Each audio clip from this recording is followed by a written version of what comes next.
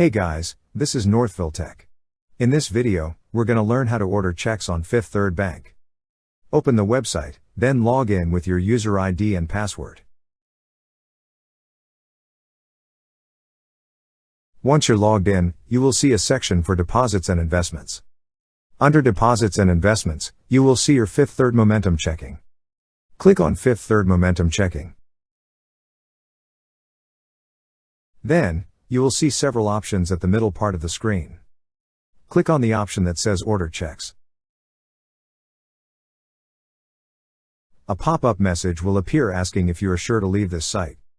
To continue, click on Yes.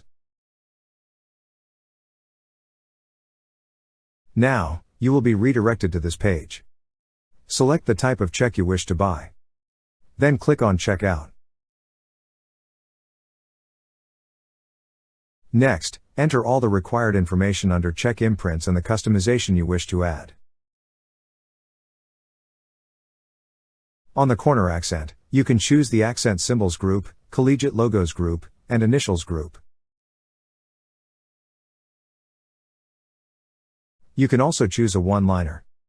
Then, select the style and quantity of the check by clicking on the drop-down arrow. After that, click on Add to Cart.